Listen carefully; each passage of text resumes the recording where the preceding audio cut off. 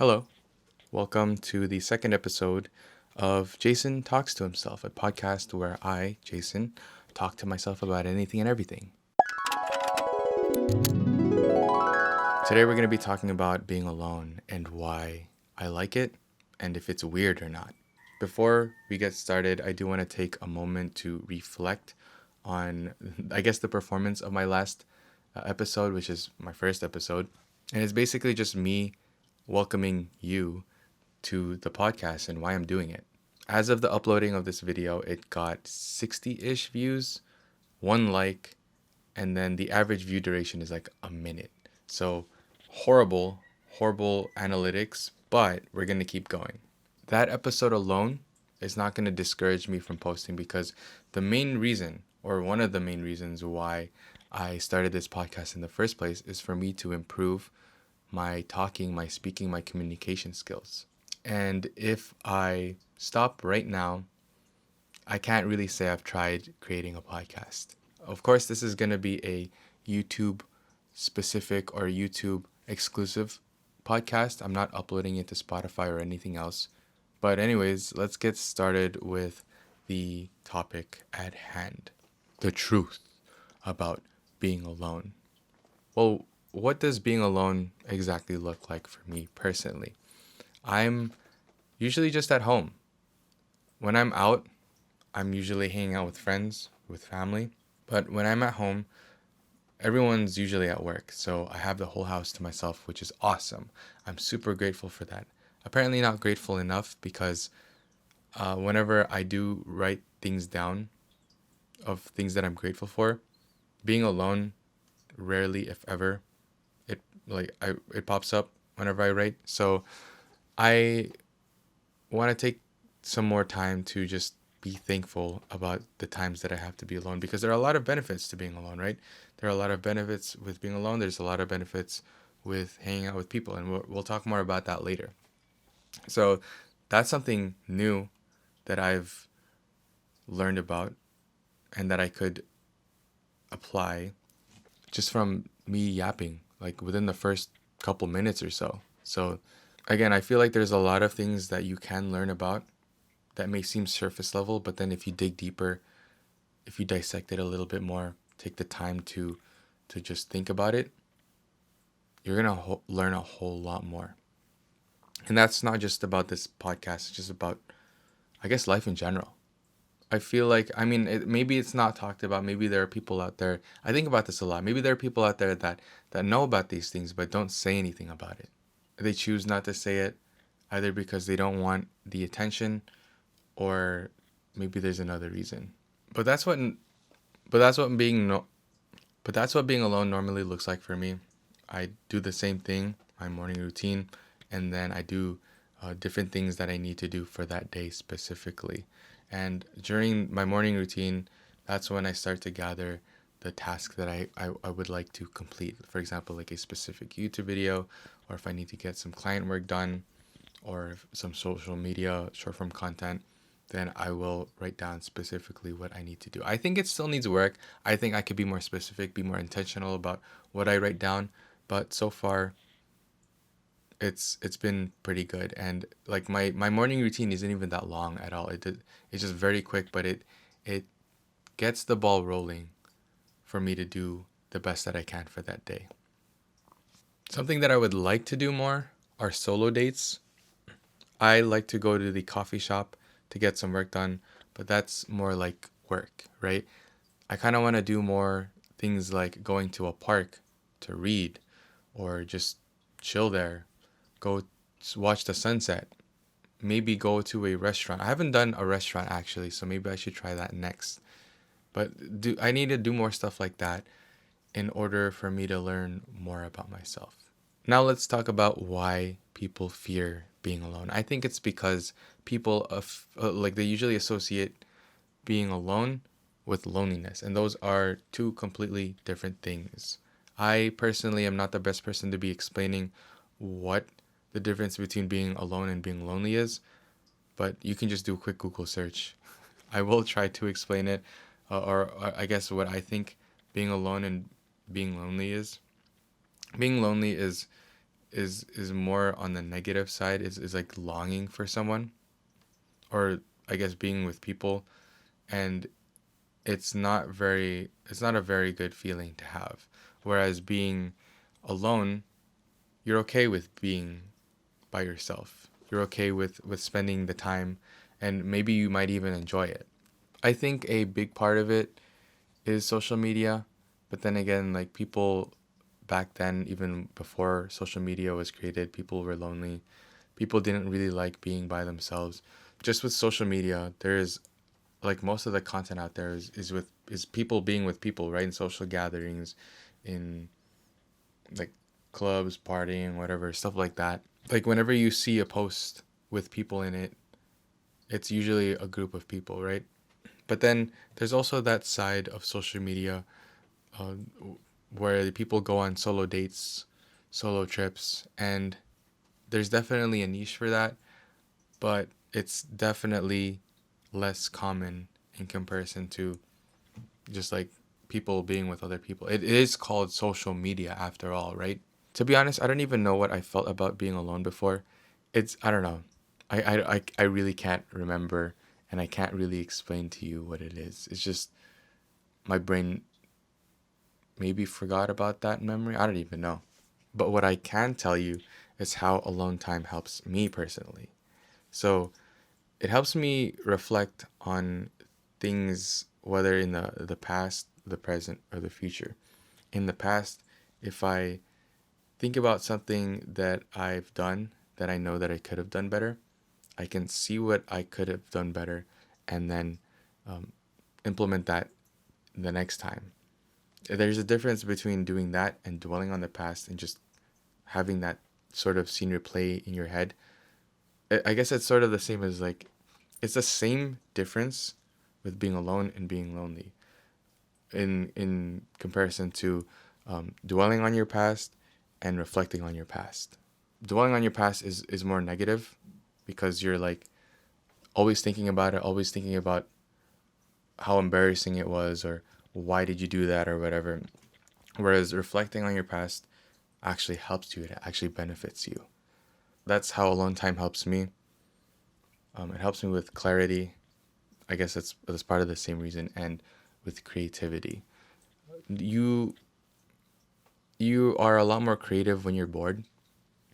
And I mean, I guess it's very easy to get occupied being alone as well because there's social media, there's the internet. It's very easy to get caught up in the wrong things because you can easily just access dopamine just like that now. But if you use it correctly, if you use it in things that are more creative, the things that I can think of at the top of my head now are like painting, sketching, journaling, reading, stuff like that. But again, there's going to be a whole lot more examples. It's just I can't think off the top of my head. Like just being alone helps you be creative. Another thing is that being alone helps me recharge. I am an introvert, so being with people technically drains my battery. Being alone recharges my battery, helps me to be more refreshed. And I don't think it's black and white because earlier this month I went on a trip for about 2 weeks and I was just surrounded by people, like new people, old friends, stuff like that. It was a lot, but I did not feel drained at all. I felt very refreshed. And I guess it depends on the situation. There's a whole lot more variables in this. Again, it's not just black and white. But generally, I like being alone because it helps me recharge. Another time or another thing on how alone time helps me is it's quiet. Whenever it's quiet, it helps me to think more clearly. It helps me to reflect more clearly, right? There's less noise around you, so you're not really distracted by anything. That in turn helps me with my personal growth, with figuring things out. And there are some things that you need to learn how to figure out by yourself. Being alone is really good. But with that being said, being alone is not the answer to everything. You still need to be with people. You still need to interact with people. We are social, right? Alone time is very, very important for the reasons that I've mentioned beforehand, but so is community. You can learn a lot about being alone and being by yourself, but you could also learn a lot by being with other people, enjoying their time, spending time with them. Again, it has to be the right people. If you're hanging around with the wrong crowd, you're not going to benefit at all, right? It just makes sense. And you're not meant to do life completely alone. If you did, that would honestly be a sucky journey. I'm not going to lie. As much as I like being alone, you got to have people with you as well. But make sure it is quality over quantity. The quality of people you surround yourself should be better, right? They should be very, very good friends, very good family. And it like the amount of people that you have does not matter at all. One or two close friends is a whole lot better than 100 fake friends, right?